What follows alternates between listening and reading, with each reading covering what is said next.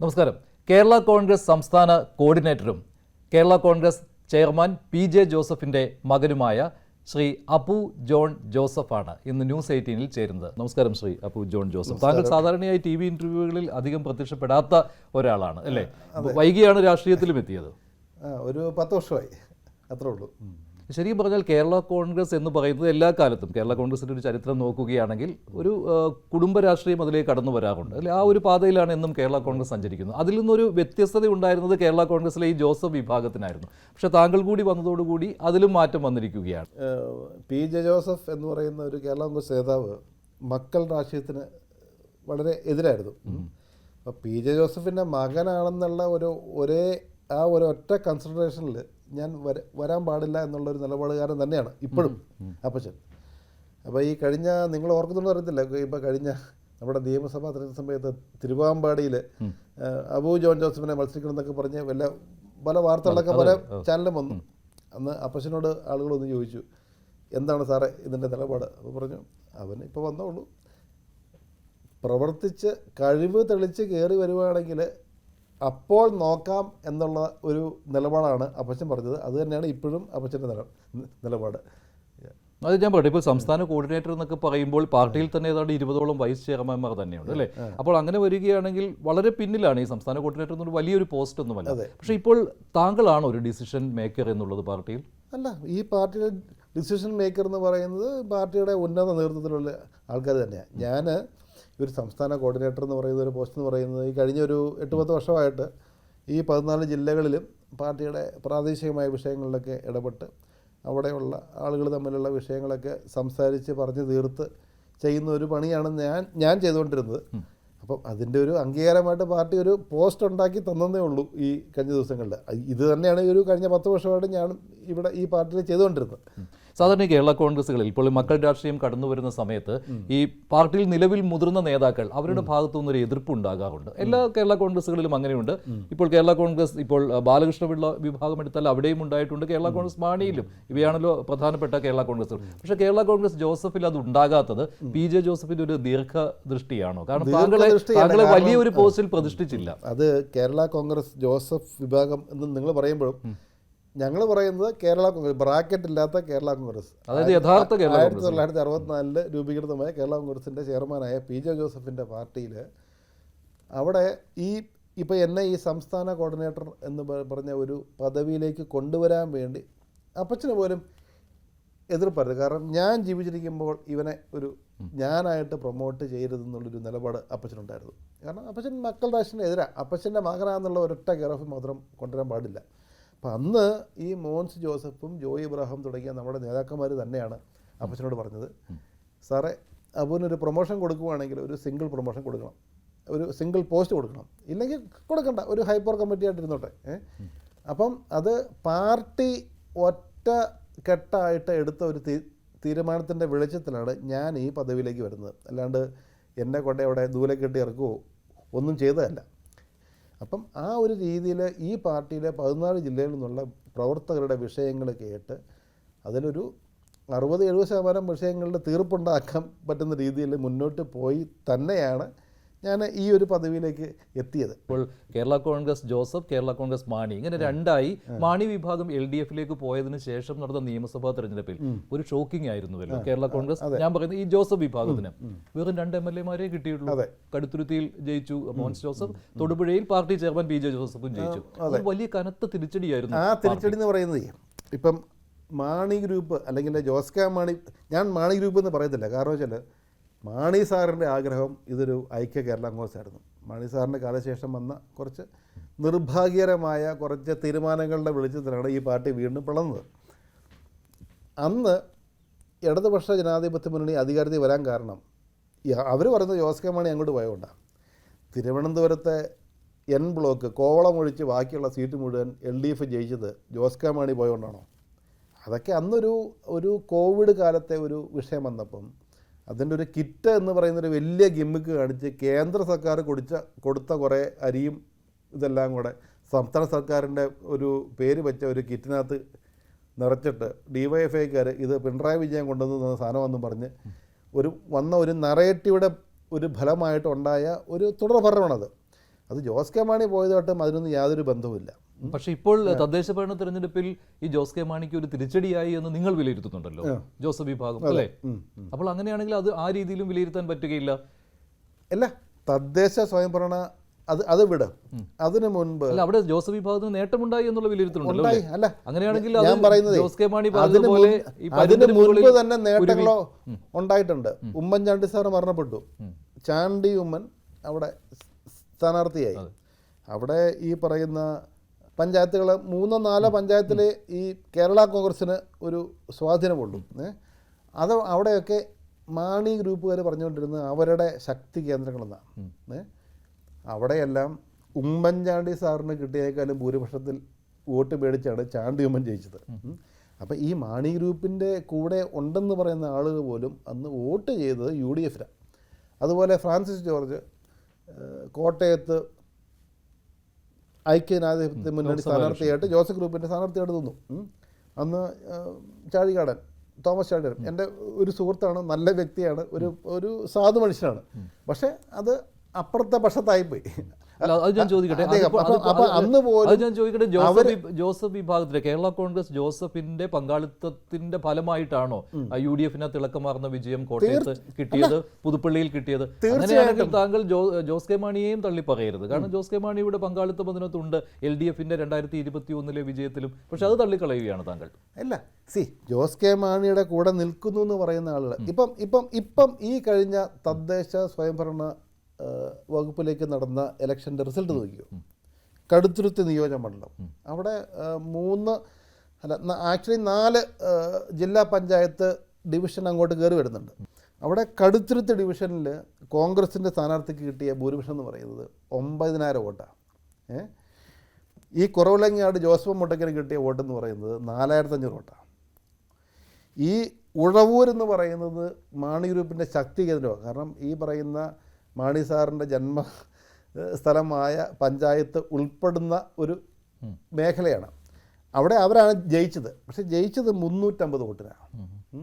ഈ കിടങ്ങൂര് പഞ്ചായത്തിലും ഈ പറഞ്ഞ പോലെ കിടങ്ങൂരിൽ UDF-ന് അരിയുടെ, പിന്നെ അപ്പുറത്തേക്ക് പോയി കഴിഞ്ഞാൽ പിന്നെ അത് നമ്മുടെ ഈ ചാണ്ടിയമ്മൻ്റെ മഠത്തിലേക്ക് പിന്നെ കയറി അങ്ങോട്ട് പോകും. അപ്പം ഇവിടെയെല്ലാം ഇത്ര ലീഡ് മോൻസ് ജോസഫിന് പൊളിറ്റിക്കൽ ഭൂരിപക്ഷം എന്ന് പറയുന്നത് ഏതാണ്ട് 15000 വോട്ടിന് അടുപ്പിച്ചുണ്ട്.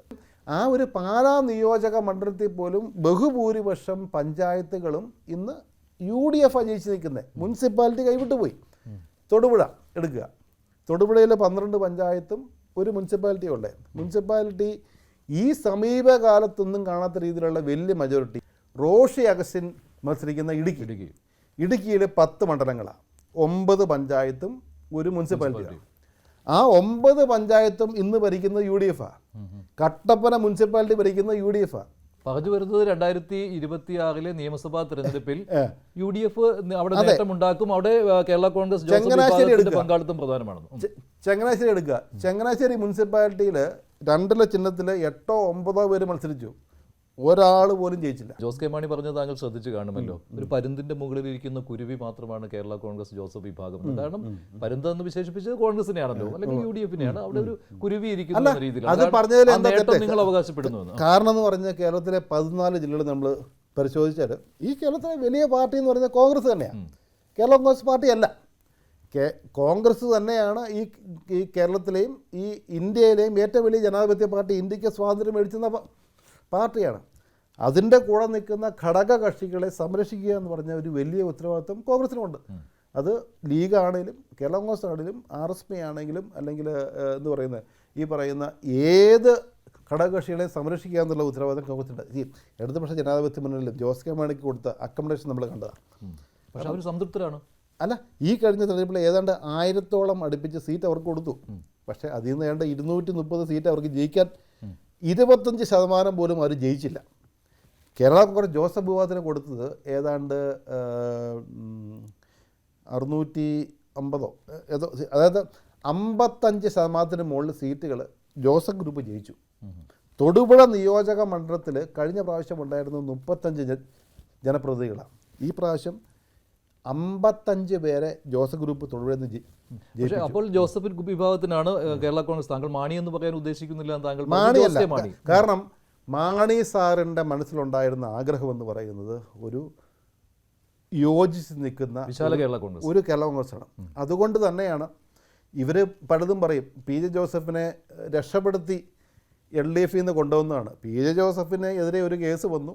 ആ കേസ് കോടതിയിൽ പോയി മാന്യമായ രീതിയിൽ കോടതി കുറ്റവിമുക്തനായിട്ട് തിരിച്ചു വന്ന് മന്ത്രിസഭയിൽ കയറിയിരിക്കുന്ന സമയത്താണ് പി ജെ ജോസഫ് സ്വന്തം മന്ത്രിസ്ഥാനം വേണ്ടെന്ന് വെച്ചിട്ടാണ് മാണി സാറുമായിട്ട് ഒരു ലയനമുണ്ടാക്കിയത്. അതിൻ്റെ പിന്നിൽ ഒത്തിരി ആളുകൾ ഉണ്ടായിരുന്നു. ഇവർ പറയുന്ന നറേറ്റീവ് എന്ന് പറയുന്നത് പി ജെ ജോസഫിനെ അവിടുന്ന് രക്ഷപ്പെടുത്തി കൊണ്ടുവന്ന അന്ന് പി ജെ ജോസഫ് അന്ന് UDF വന്നില്ലായിരുന്നെങ്കിൽ, അന്ന് ഇദ്ദേഹം ഓർക്കുന്നുണ്ടെന്ന് അറിയത്തില്ല, അന്ന് UDF ജയിച്ചപ്പം 72 MLA UDF 68 പേര് LDF. അന്ന് P J Joseph LDF P Joseph Thodupuzha ജയിച്ചനെ, മോൻസ് ജോസഫ് കടുത്ത് ജയിക്കും.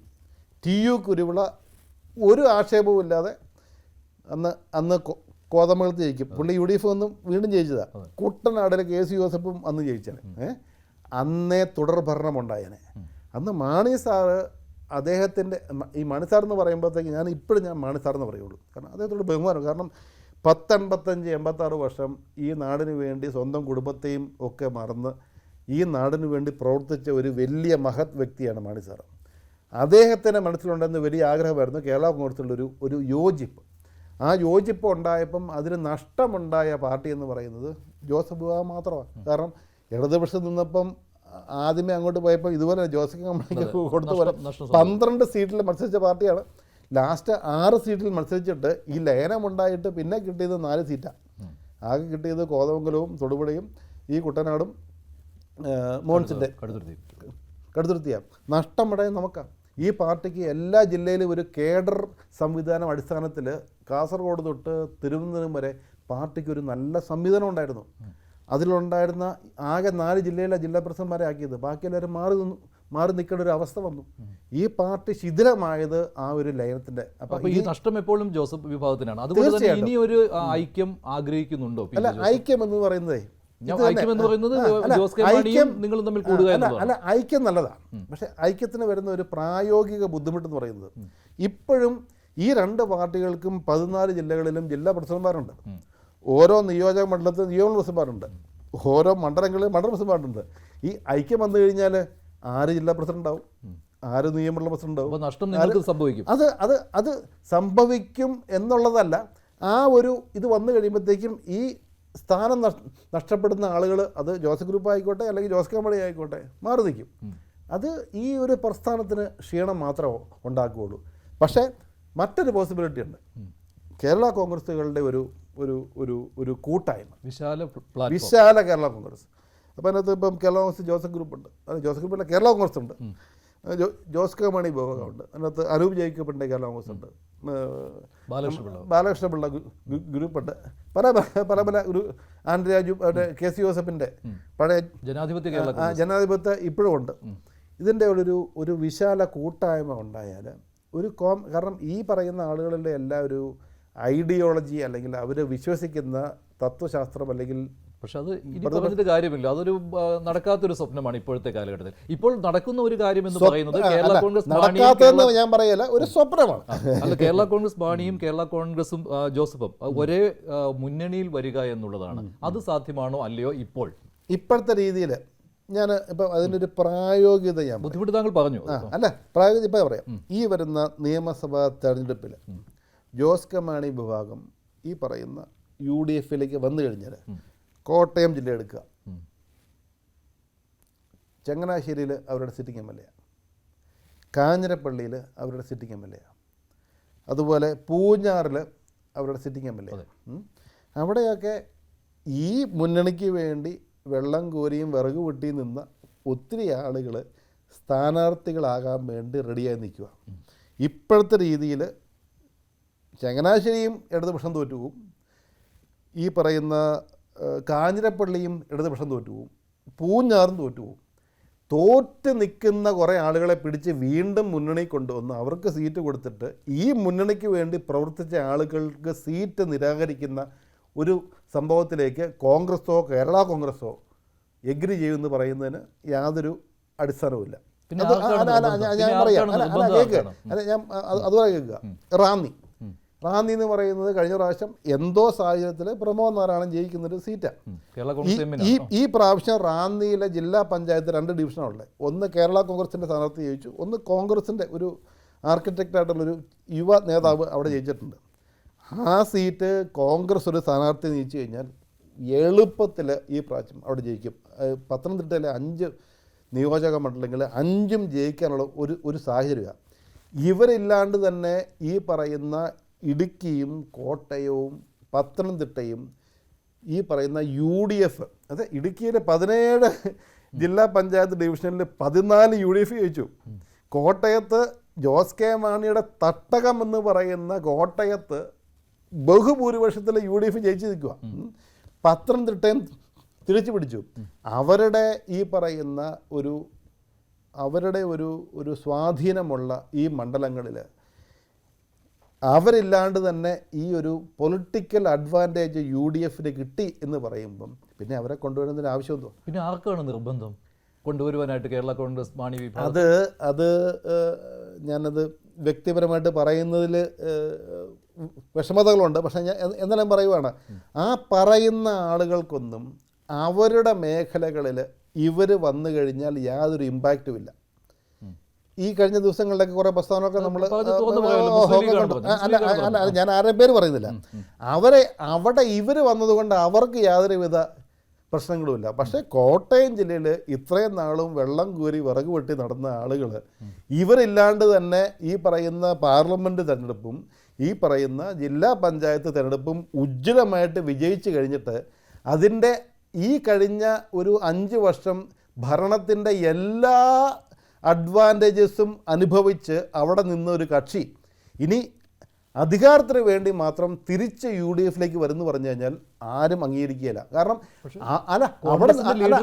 താല്പര്യമുണ്ട്. ഞാൻ പറയുന്നതേ, അവിടെ നിന്നിട്ട് മാണി സാറിൻ്റെ പാർട്ടി എന്നാ പറയുന്നേ, കർഷകർക്ക് വേണ്ടി ഒരു ചെറു വിരൽ അവർ അനയ്ക്കൂ. അപ്പോൾ പറയുന്നത് പ്രായോഗികമായ കാര്യങ്ങൾ താങ്കൾ പറയുന്നുണ്ട്. പക്ഷേ ഈ പ്രായോഗികത എന്തുകൊണ്ടാണ് UDFിലെ മറ്റ് നേതാക്കൾക്ക് മനസ്സിലാകാത്തത്?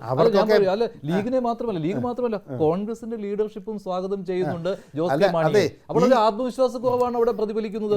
കോൺഗ്രസിന്റെ ലീഡർഷിപ്പ് ഒക്കെ പറയുന്നതൊക്കെ ഈ മേഖലയിലുള്ള ആളുകളല്ല, അതൊക്കെ കണ്ണൂരിൽ നിന്നും കാസർഗോഡ് നിന്നൊക്കെ ഉള്ള മധ്യ തിരുവിതാംകൂറിലെ രാഷ്ട്രീയം അറിയാവുന്ന ഒരു കോൺഗ്രസ്സുകാരനോ ഒരു കേരള കോൺഗ്രസ്സുകാരനോ ലീഗുകാരനോ ഈ ആവശ്യം ഉന്നയിക്കില്ല. UDFും LDFും വെച്ച് നോക്കിയാൽ ഈ മുന്നണി സംവിധാനം കൂടുതൽ ശക്തം LDF ആണ്, UDF അല്ല. UDFിൽ ഇപ്പോൾ കോൺഗ്രസ് ഉണ്ട്, മുസ്ലിം ലീഗ് ഉണ്ട്, കേരള കോൺഗ്രസ് ജോസഫ് വിഭാഗമുണ്ട്.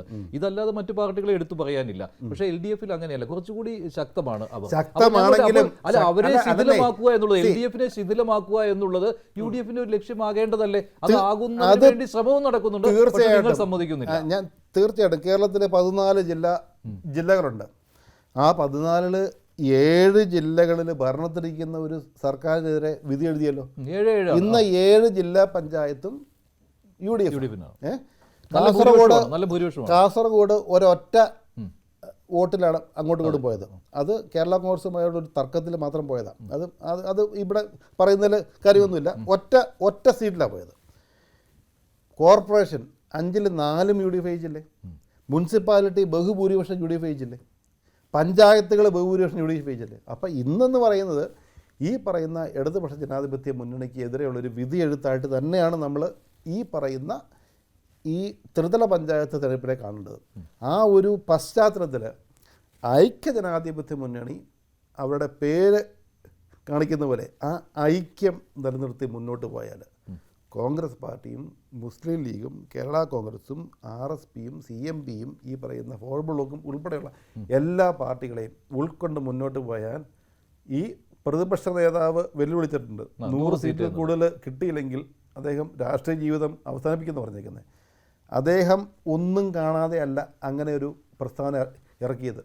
അദ്ദേഹം പറഞ്ഞു, ഈ 5ൽ 4 എന്താ പറയുന്നത് കോർപ്പറേഷൻ ഞങ്ങൾ പിടിക്കുമെന്ന് പറഞ്ഞു. 7 തൊട്ട് 9 വരെ ജില്ലാ പഞ്ചായത്ത് ഞങ്ങൾ പിടിക്കുമെന്ന് പറഞ്ഞു. വ്യക്തമായ കണക്കുകളും വിലയിരുത്തുകളും അദ്ദേഹത്തിൻ്റെ കയ്യിലുണ്ട്. അപ്പം ആ ഒരു രീതിയിൽ നമ്മൾ മുന്നോട്ട് പോയി കഴിഞ്ഞാൽ അടുത്ത പ്രാവശ്യം ഭരണം. അപ്പോൾ ഇനിയിപ്പോൾ ആ ഒരു ചർച്ചയെ വേണ്ട എന്നാണല്ലോ അല്ലേ കേരള കോൺഗ്രസ് ഈ ജോസ് കെ മാണിയെ ഇങ്ങോട്ട് വന്നു കഴിഞ്ഞാലേ ഇവിടെ ഉണ്ടാകുന്ന പാളയത്തിൽ പടയുണ്ടാക്കുവാൻ വേണ്ടി എന്തിനാ ആൾക്കാരെ കൊണ്ടുവരുന്നത്?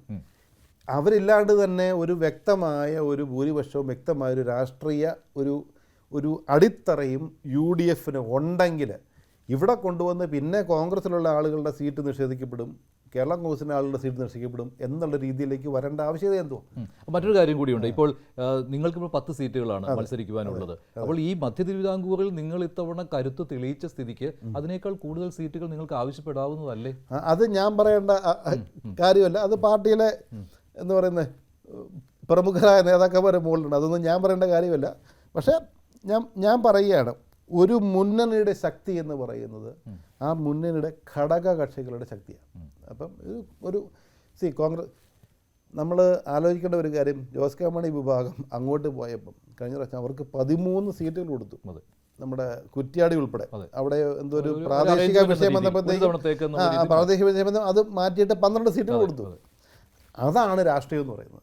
ഘടക കക്ഷികളെ പ്രോത്സാഹിപ്പിച്ചുകൊണ്ട് അതിനകത്ത് ഞാൻ പബ്ലിക്കായിട്ട് പറയുന്നതിൽ എന്താ പറയുക വിഷമതകളുണ്ട്.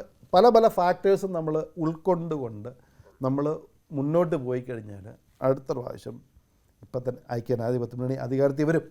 അത് 80 സീറ്റായിരിക്കുമോ 100 ആയിരിക്കുമോ എന്നുള്ളത് ആ മുന്നണിയുടെ നേതൃത്വത്തിൻ്റെ. ഈ 10 തന്നെ നിങ്ങളുടെ 10 കുറയ്ക്കുവാനുള്ള ഒരു ശ്രമം നടക്കുന്നുണ്ടോ എന്നൊരു സംശയമാണ്. കാരണം ഇപ്പോൾ നിങ്ങൾക്ക് ശക്തി കുറയുന്ന മണ്ഡലങ്ങൾ എന്ന് വിലയിരുത്തലുണ്ട്. ശക്തി കുറഞ്ഞ നിങ്ങൾക്ക് മത്സരിച്ച് ജയിക്കുവാൻ കഴിയുന്നില്ല, തിരുവല്ലയിൽ മത്സരിച്ച് ജയിക്കുവാൻ കഴിയുന്നില്ല, കോതമംഗലത്ത് കഴിയുന്നില്ല. ഇതൊക്കെ ഒരു പ്രശ്നമായിട്ടുണ്ട്. അതുപോലെ തന്നെ ഇടുക്കിയിൽ 93 സീറ്റ് ഞാൻ പറയുന്നത് 93 സീറ്റ് മത്സരിച്ച കോൺഗ്രസിന് 22 സീറ്റല്ലേ ജയിച്ചുള്ളൂ, ഏതാണ്ട് 20%. നമ്മൾ 10 സീറ്റ് മത്സരിച്ചു, 2 പേര് ജയിച്ചു, 20%. അപ്പോൾ കോൺഗ്രസിനെ നിർത്തി സ്ഥാനാർത്ഥികളെ മത്സരിപ്പിച്ച സീറ്റ് വിട്ടുകൊടുത്ത് കേരള കോൺഗ്രസിന് കൊടുക്കണമെന്ന് പറയുമോ? അതൊക്കെ ഈ ഇലക്ഷൻ സമയത്തുള്ള കുറേ ആളുകളുടെ കുറേ നറേറ്റീവ്സ് മാത്രം കണ്ടാൽ മതി. 10 സീറ്റ് എന്നുള്ളത് കേരള കോൺഗ്രസ് മത്സരിച്ചിരിക്കും. അത് ഇന്ന് രാവിലെ മോഹൻ ജോസഫ് പറഞ്ഞിട്ടുണ്ട്, പാർട്ടി ചെയർമാനും അത് പറഞ്ഞിട്ടുണ്ട്. 10 സീറ്റ് എന്നുള്ളത് കേരള കോൺഗ്രസിന് അവകാശപ്പെട്ട 10 സീറ്റുകളാണ്. 11 വേണമെങ്കിൽ നമുക്ക് ആവശ്യപ്പെടാം. പക്ഷേ നമ്മൾ പറയുന്ന ഇതിനകത്തൊരു ഒരു എന്ത് പറയുന്നത് ഒരു ആശയക്കുഴപ്പം ഉണ്ടാക്കുവാൻ വേണ്ടി കേരള കോൺഗ്രസ് പാർട്ടിക്ക് ആഗ്രഹമില്ല എന്ന് ഇന്ന് മോഹൻ ജോസഫ് പാർട്ടിയുടെ നേതാവ് ഇന്ന് പറഞ്ഞിട്ടുണ്ട്. പാർട്ടി ചെയർമാൻ ഇത്തവണ മത്സരിക്കുമോ ഇല്ലയോ? അപ്പച്ചനോ? ആ ചോദ്യത്തിന് പോലും പ്രസക്തിയില്ലോ.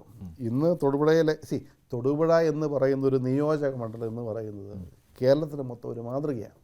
PJ ജോസഫ് തൊടുപുഴയ്ക്ക് ചെയ്തതുപോലത്തെ ഒരു കാര്യം ഈ കേരളത്തിലെ ഒരു MLA പോലും ഒരു നിയോജക മണ്ഡലത്തിൽ ചെയ്തിട്ടില്ല. അപ്പച്ചനെ കഴിഞ്ഞതിന് മുമ്പത്തെ പ്രാവശ്യം കിട്ടിയ ഭൂരിപക്ഷം എന്ന് പറയുന്നത് കേരളത്തിലെ റെക്കോർഡായിരുന്നു. 45,000 വോട്ടിൻ്റെ ഭൂരിപക്ഷത്തിലാണ് ജയിച്ചത്. ഈ കഴിഞ്ഞ പ്രാവശ്യം അപ്പച്ചൻ മത്സരിച്ചപ്പം അപ്പച്ചൻ കോവിഡ് പിടിച്ചിട്ട് ട്രിവാൻഡ്രത്ത് SIT ഇവിടെ എന്ത് പറയുന്നത് ഇവിടുത്തെ ICUയിൽ 1 മാസം കിടന്നതാണ്. എന്നിട്ടും ശക്തമായ ഇടത് തരംഗത്തിൽ വീട്ടിലിരുന്ന് അപ്പച്ചൻ ജയിച്ചതാണ് 22,000-23,000 വോട്ടിന്. PJ ജോസഫ് എന്ന് പറയുന്നത് തൊടുപുഴക്കാരുടെ ഹൃദയത്തിലുള്ളൊരു ഒരു വ്യക്തിയാണ്. അപ്പച്ചൻ ഇനിയും ആരോഗ്യമുണ്ടെങ്കിൽ അപ്പച്ചൻ മത്സരിക്കും. തൊടുപുഴയിൽ നിന്നൊരു നല്ല മന്ത്രിയായിട്ട് വീണ്ടും തൊടുപുഴ വരും. പക്ഷേ താങ്കൾ കഴിവ് തെളിയിക്കാൻ PJ ജോസഫ് പറഞ്ഞിട്ടുണ്ട്. അത് താങ്കൾക്ക് കഴിവ് തെളിയിക്കണമെങ്കിൽ താങ്കൾ ഈ പാർലമെന്ററി ജനാധിപത്യത്തിലേക്കും വരണം. അത് ഈ ഇത്തവണ സുവർണ അവസരമാണ് താങ്കൾക്ക്. അപ്പോൾ സ്വാഭാവികമായിട്ടും താങ്കൾക്ക് ഒരു അവസരം ഒരുക്കാൻ ശ്രമം നടത്തില്ലേ? അങ്ങനെ വരേണ്ടതല്ലേ? അവസരം എന്ന് പറയുന്നത് അതൊരു വളരെ ട്രിക്കി ഇതാണ്. ഇപ്പം എൻ്റെ ജീവിതം ഇതിൽ ആസ്പദമാക്കിയാണ് ഞാൻ മുന്നോട്ട് പോകുന്നതെങ്കിൽ ഈ പറഞ്ഞത് ശരിയാണ്. ഞാൻ എൻ്റെ അപ്പച്ചനൊരു ഹെൽത്ത് പരമായിട്ട് അപ്പച്ചന് അങ്ങോട്ട് ഒരു മൊബിലിറ്റി ഇല്ലാതിരുന്ന സമയത്താണ് ഞാൻ ഇതിനകത്തേക്ക് വന്നത്. ഇടുക്കി സീറ്റ് കേരള കോൺഗ്രസ് ജോസഫിൻ്റെയാണ്. അവിടെ മാണിയും വിഭാഗവുമായിട്ടുള്ള നേരിട്ടുള്ള ഏറ്റുമുട്ടലാണ്. പക്ഷേ റോഷി അഗസ്റ്റിൻ ജയിച്ചു വരുന്ന ഒരു സീറ്റാണ്. അവിടെ കോൺഗ്രസിന് ഇപ്പോൾ താല്പര്യം ആ സീറ്റ് ഏറ്റെടുക്കണമെന്ന്. അല്ല, അങ്ങനെയുള്ള സീറ്റുകൾക്ക് പ്രാദേശികമായിട്ട് ഈ കഴിഞ്ഞ എല്ലാ തെരഞ്ഞെടുപ്പുകളിലും അങ്ങനെയുള്ള ഡിമാൻഡുകൾ പ്രാദേശികമായിട്ടൊക്കെ വരുന്നതാണ്. ഈ സീറ്റുകളുടെ കാര്യത്തിലുള്ള തീരുമാനമൊക്കെ സംസ്ഥാന UDF ഒരു സമിതി കൂടി അല്ലെങ്കിൽ അവരൊരു എന്താ പറയുന്നത് ഒരു ഉഭയകക്ഷി ചർച്ചയിൽ തീരുമാനിക്കേണ്ട കാര്യങ്ങളാണ്. അവരുടെ അഭിപ്രായങ്ങൾ പറയുന്നില്ലാന്ന് അതിനെക്കുറിച്ച് വേറെ ഒന്നും ഇല്ല. ഇടുക്കി സീറ്റ് എന്തായാലും കേരള കോൺഗ്രസ് ജോസഫ് വിട്ടുകൊടുക്കില്ല അല്ലേ? അത് വിട്ടുകൊടുക്കില്ല എന്ന് പറയേണ്ട ആൾ ഞാനല്ല. പക്ഷേ ഇന്നത്തെ രീതിയിൽ ഞാൻ മനസ്സിലാക്കിയെടുത്തോളം അവിടെ ജോസഫ് ഗ്രൂപ്പല്ല, കേരള കോൺഗ്രസ് തന്നെ മത്സരിക്കും. അങ്ങനെയാണെങ്കിൽ താങ്കൾക്ക് മത്സരിക്കുവാനും സീറ്റുണ്ട്. ഇപ്പോൾ തൊടുപുഴയും ഇടുക്കിയും കേരള കോൺഗ്രസിനുള്ളതാണ്. എവിടെ വേണമെങ്കിലും താങ്കൾക്ക് മത്സരിക്കാമല്ലോ. ഞാൻ നേരത്തെ പറഞ്ഞല്ലോ, മത്സരം എന്നുള്ളതല്ല എൻ്റെ മനസ്സിലുള്ള ആത്യന്തിക ലക്ഷ്യം. എൻ്റെ അപ്പനായിട്ടുണ്ടാക്കിയൊരു പാർട്ടി അപ്പൻ ജീവിച്ചിരിക്കുന്നിടം കാലം ഇൻഡാക്റ്റായിട്ട് മുന്നോട്ട് കൊണ്ടുപോവുക. ഈ പാർട്ടിയുടെ ചേതന എന്ന് പറയുന്നതും ഈ പാർട്ടിയുടെ എനർജി എന്നും ഊർജ്ജമെന്ന് പറയുന്നതും എൻ്റെ അപ്പനാണ്. എൻ്റെ അപ്പൻ ജീവിച്ചിരിക്കുന്ന കാലത്ത് ഈ പാർട്ടിക്കൊരു ശിഥിലീകരണം ഉണ്ടാകരുത് എന്നുള്ള ഒരു ഒറ്റ ഉദ്ദേശത്തിൽ മാത്രമാണ് ഞാൻ നിൽക്കുന്നത്. ഞാൻ അസംബ്ലി നിൽക്കാനോ മന്ത്രിയാകാനോ അല്ലെങ്കിൽ MP ആകാനോ ഒന്നുമല്ല. അതാണെങ്കിൽ എനിക്ക് പണ്ടേ ആകാമായിരുന്നു. എനിക്കിപ്പോൾ 53 വയസ്സ് 54 വയസ്സായി. ഞാൻ ഒരു വാക്ക് പറഞ്ഞാൽ മതി അപ്പച്ചനോട്, അപ്പച്ചൻ എനിക്ക് ആകണമെന്ന് പറഞ്ഞാൽ അപ്പച്ചൻ നോ പറയാൻ പറ്റത്തില്ല. ക്രൈസ്തവ സമുദായത്തിന് മധ്യ തിരുവിതാംകൂറിലെ ക്രൈസ്തവ സമുദായത്തിന്റെ ഇടയിലുള്ള ഒരു ആശങ്ക എന്ന് പറയുന്നത് ഈ കേരള കോൺഗ്രസുകൾ രണ്ട് മുന്നണിയിലുമായിട്ട് നിൽക്കുന്നതാണ്. സഭ പോലും ഇക്കാര്യത്തിൽ ഇടപെടൽ നടത്തിയിട്ടുണ്ട് എന്നാണ്. ശരിയുമാണ്, അങ്ങനെ ഇടപെടൽ നടത്തിയിട്ടുണ്ട്. ഒരു മുന്നണിയിൽ നിൽക്കണമെന്നാണ് ക്രൈസ്തവ സഭകളുടെയും ആവശ്യം, വിശ്വാസികളുടെയും ആവശ്യം. അപ്പോൾ അതിന് വിഘാതമാകുന്നത് PJ ജോസഫ് ആണെങ്കിൽ അത് ക്രൈസ്തവ സമുദായം അംഗീകരിക്കുകയുമില്ല. അതിന് വിഘാതമായത് PJ ജോസഫാണോ? മാണി സാറ് യോജിപ്പിച്ച ഒരു പാർട്ടിയെ PJ ജോസഫ് എന്ന് പറയുന്ന ഒരു പരമോന്നത നേതാവിന് ചെയർമാൻ സ്ഥാനം കൊടുക്കാൻ പറ്റത്തില്ല എന്ന് പറഞ്ഞ് കോട്ടയത്ത് മീറ്റിംഗ് വിളിച്ചു കൂട്ടി അവരെ ഒരു അഡ്ഹോക്ക് ഒരു ചെയർമാൻ സ്ഥാനത്തെ തിരഞ്ഞെടുത്ത ആരാ? ഈ പാർട്ടിയുടെ വർക്കിംഗ് ചെയർമാനായിരുന്ന ഒരു PJ ജോസഫ് കോട്ടയത്ത് പാർലമെൻറ്റ് സീറ്റിൽ മത്സരിക്കണമെന്ന് ആഗ്രഹം പറഞ്ഞപ്പം മാണി സാറ് തലയിൽ കൈവച്ച് അനുഗ്രഹിച്ചിട്ട് പറഞ്ഞു വിട്ടപ്പം അത് വെട്ടിയതാരാ? ഈ പാർട്ടി ഒന്നാകരുത് എന്ന് ആഗ്രഹിക്കുന്ന കുറേ ആളുകൾ വേറെ എവിടെയൊക്കെ ഉണ്ട്. ഞാൻ ആരുടെയും പേരെടുത്ത് പറയുന്നില്ല. ജോസ് കെ മാണിയെ ഞാൻ കുറ്റം പറയുന്നില്ല. കാരണം അദ്ദേഹത്തിൻ്റെ ചുറ്റും നിൽക്കുന്ന കുറേ ആളുകളാണ് അദ്ദേഹത്തെ വഴി തെറ്റിച്ച് വിടുന്നത്. ഞാൻ പറയാം, അപ്പച്ചനിപ്പോൾ 84 വയസ്സായി. അന്ന് അപ്പച്ചനെ പാർട്ടി ചെയർമാൻ ആക്കിയിരുന്നെങ്കിൽ ഈ ജോസ് കെ മാണിയെ പാർട്ടിയുടെ വർക്കിംഗ് ചെയർമാൻ ആക്കിയിരുന്നെങ്കിൽ അപ്പച്ചന് ഒരു മൊബിലിറ്റി വിഷയം ഒരു പ്രായമായി വരിക. ജോമോൻ ഇത് കൊണ്ടു നടന്നോളോ എന്ന് പറയുന്ന ഒരു സാഹചര്യം ഉണ്ടായിരുന്ന ഒരു അവസ്ഥയിൽ ഈ ആരോടും ചർച്ച ചെയ്യാതെ കോട്ടയത്ത് പാർട്ടി ഓഫീസിലൊരു മീറ്റിംഗ് വിളിച്ചു കൂട്ടി ചെയർമാനായിട്ട് തിരഞ്ഞെടുപ്പെട്ട് അതിൻ്റെ അടുത്ത ദിവസം തൊടുപുഴയിലെ കോടതിയിൽ നിന്ന് അത് അന്ന് മനോരമയുടെ ഒരു പടമുണ്ട്. കസേരയിൽ ജോസ് കെ മാണി ഇരിക്കുമ്പം PJ ജോസഫ് ഓസടിച്ചിട്ട് വെള്ളം അടിച്ചിട്ട് ജോസ് കെ മാണി മീനച്ചിലാറ്റിലേക്ക് ഒഴുകി പോകുന്നൊരു പടം. അന്ന് നമ്മൾ ആലോചിക്കേണ്ടത് അൾട്ടിമേറ്റ്ലി ഈ ചിഹ്നവും പാർട്ടിയൊക്കെ അങ്ങോട്ട് തന്നെ പോയി. പക്ഷേ അതിന് ആവശ്യമുള്ള സമയത്ത് ജോസ് ടോം കോട്ടയത്ത് നിന്നപ്പം ഇലക്ഷൻ കമ്മീഷൻ പറഞ്ഞു PJ ജോസഫ് ആ ചിഹ്നം കൊടുക്കേണ്ടത്. 2 ചിഹ്നം കൊടുക്കാൻ PJ ജോസഫ് പറഞ്ഞതാണ്. PJ ജോസഫ് പറഞ്ഞു, ഉമ്മൻചാണ്ടിയോടും രമേശ് ചെന്നിത്തലയോടും പറഞ്ഞു, സ്ഥാനാർത്ഥി ഇതുവരെ എന്നെ വന്ന് കണ്ടിട്ടില്ല, ഞാൻ പാർട്ടിയുടെ വർക്കിംഗ് ചെയർമാൻ, സ്ഥാനാർത്ഥി വന്ന് ആവശ്യപ്പെട്ടാൽ ഞാൻ ചിഹ്നം കൊടുക്കാമെന്ന് പറഞ്ഞു.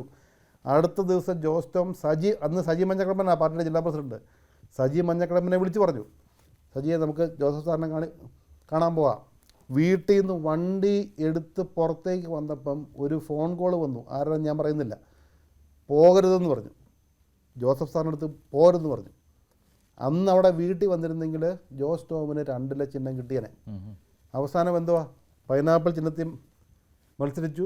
പാലായിൽ മീറ്റിംഗ് കൂടിയപ്പം മാണി ഗ്രൂപ്പുകാരെല്ലാം കൂടെ അപ്പച്ചനെ കൂവി. അപ്പം അപ്പച്ചനെ അവിടെ പറഞ്ഞതേ ഉള്ളൂ, എൻ്റെ അമ്മ വീട് പാലായാണ്, എൻ്റെ ബന്ധുക്കൾ ഒരു 4000-5000 വോട്ടെങ്കിലും അപ്പച്ചൻ്റെ ബന്ധുതയിൽ പാലായിലുണ്ട്, നിങ്ങൾ കൂവുന്നതിനെക്കുറിച്ച് അപ്പച്ചൻ അവിടെ ഒരു പ്രസംഗം പറഞ്ഞു. അവസാനം എന്ത് പറ്റി?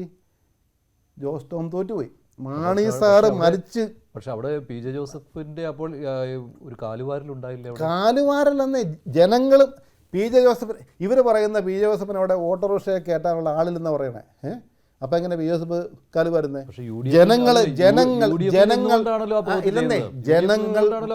ജനങ്ങൾ മാറി ചിന്തിച്ചു.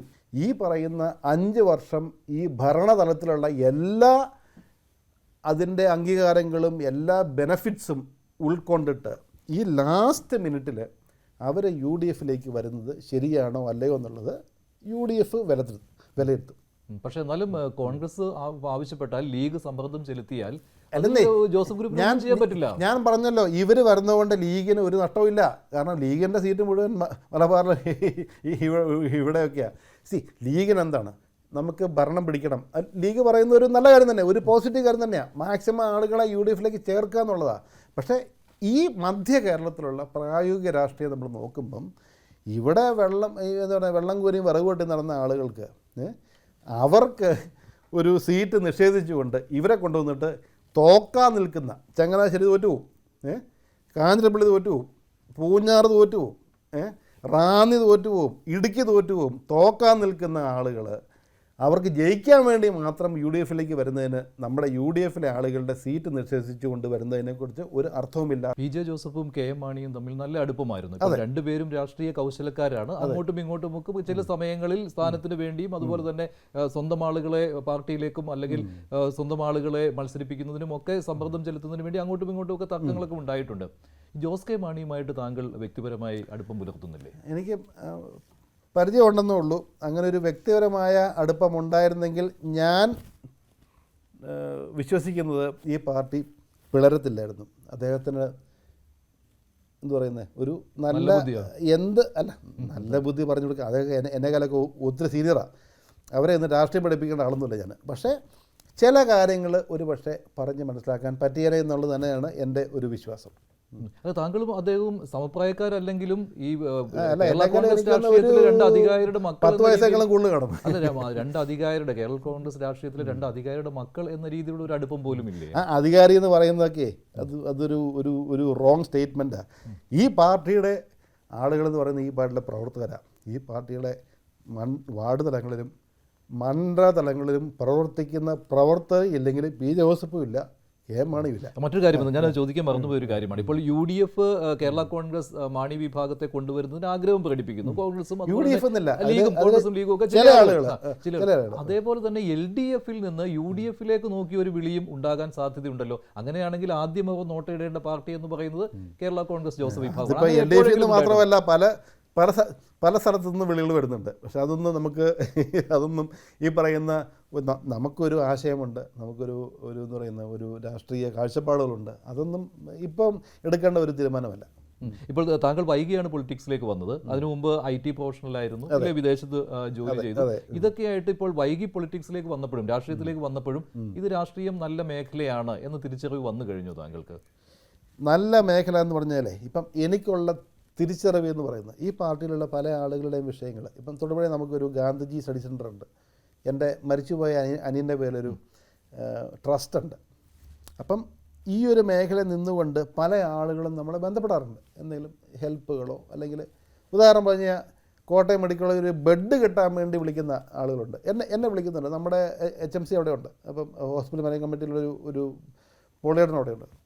അവരെ വിളിച്ച് പറഞ്ഞിട്ട് ഒരു ബെഡ് അവർക്ക് ഒപ്പിച്ച് കൊടുത്താൽ പറ്റിയാൽ നമ്മൾ ആ വ്യക്തിയുടെ ജീവിതത്തിൽ എൻ്റെ ഒരു വ്യക്തിപരമായൊരു സ്പർശനം അവിടെ ഉണ്ട്. ആ ഒരു ആസ്പെക്റ്റ് മാത്രമേ ഞാൻ പുള്ളിനെ കാണുന്നുള്ളൂ. ഈ സമൂഹത്തിന് ഞാനായിട്ട് ഇപ്പം ഞാൻ MLA ആകൂ ഇല്ലെന്നുള്ള കൂടെ ദൈവം തമ്പൻ അവിടെ എഴുതി വെച്ചിട്ടുണ്ട്. ഉണ്ടോ ഇല്ലെന്നുള്ള വേറെ കാര്യമാണ്. പക്ഷേ ഈ ഒരു പാർട്ടിയുടെ ചെയർമാനായ PJ ജോസഫിൻ്റെ മകൻ എന്നുള്ള ഒരു രീതിയിൽ എനിക്ക് കണ്ടമാനം റീച്ചുണ്ട്. അത് ഞാൻ മനസ്സിലാക്കി. ഒത്തിരി റീച്ചുണ്ട്. അത് ഇവിടെ മാത്രമല്ല, വിദേശത്തും ഒക്കെ ഉണ്ട്. ഞാൻ വിചാരിച്ചാൽ മേ ബി ഈ നാട്ടിലെ പല ആളുകളുടെയും ജീവിതത്തിലൊരു എന്തെങ്കിലും ഒരു അഭിവൃദ്ധിയോ എന്തെങ്കിലും സഹായം ചെയ്യാൻ പറ്റും. അത് മാത്രമാണ് ഞാനിപ്പോൾ കാണുന്നത്. അതായത് PJ ജോസഫിൻ്റെ ഒരു പിൻഗാമി ആവുക എന്നുള്ളതുമുണ്ട്. പിൻഗാമി എന്ന് പറയുന്നത് നിങ്ങൾ പറയുമ്പം MLA ആവുക എന്നുള്ളതാണ്. അല്ല, MLA ആകോ ഇല്ല എന്നുള്ളത് എനിക്ക് പറ്റിയില്ല. ഞാനിപ്പോൾ സംസാരിക്കുന്നത് കേരളത്തിലെ ഒരു ഭാവി മന്ത്രിയോടാണ്. അല്ല, അതൊന്നും ഞാൻ അങ്ങനെയൊന്നും കണ്ടിട്ടില്ല മനസ്സിൽ. ഞാൻ പറഞ്ഞല്ലോ, എൻ്റെ അപ്പച്ചനായിട്ടുണ്ടാക്കിയൊരു പാർട്ടി അപ്പച്ചൻ ജീവിച്ചിരിക്കുന്ന കാലഘട്ടത്തിൽ ആ പാർട്ടി ശിഥിലമായി പോകരുത് എന്നുള്ള ഒരു ഒറ്റ ലക്ഷ്യത്തിൽ ഈ പാർട്ടിയെ ഒന്നിച്ചു കൊണ്ടേ നടക്കുക എന്നുള്ളത് മാത്രമേ. പാർട്ടിയിൽ നല്ല നേതാക്കളുണ്ടല്ലോ ഇപ്പോഴും. നേതാക്കന്മാരുണ്ടെന്നേ. പക്ഷേ ഈ കേരള കോൺഗ്രസ് പാർട്ടി അറിയോ, KM മാണി പോയപ്പോഴല്ലേ ജോസ് കെ മാണിയുടെ പാർട്ടിയിൽ തലമുതിർന്ന എത്ര നേതാക്കന്മാരുണ്ട്? എല്ലാവരും PJ ജോസഫിൻ്റെ കൂടെ പോയില്ലേ? ചെറുപ്പക്കാരൊക്കെ ഉണ്ടെന്ന് പറയുന്നു. അവരും കേരള കോൺഗ്രസുമായിട്ട് എന്താ ബന്ധം? ഒരു ബന്ധവുമില്ല. കേരള കോൺഗ്രസിൻ്റെ അടിസ്ഥാന തത്വങ്ങളിൽ വിശ്വസിക്കുന്ന ഒരു വ്യക്തിയും അവിടെയില്ല. അവരെല്ലാവരും PJ ജോസഫിൻ്റെ കൂടെയാണ്. ആ PJ ജോസഫ് ഒരു നേതാവായിട്ട് നിൽക്കുന്നിടത്തോളം കാലം ഈ പാർട്ടിക്ക് അസ്തിത്വമുണ്ട്.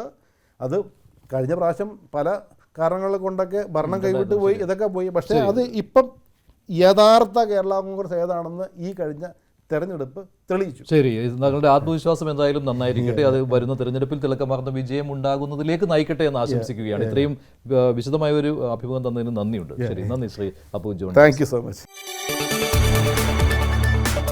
കൂടുതൽ വാർത്തകൾക്ക് news 18 Keralam YouTube channel subscribe ചെയ്യുക.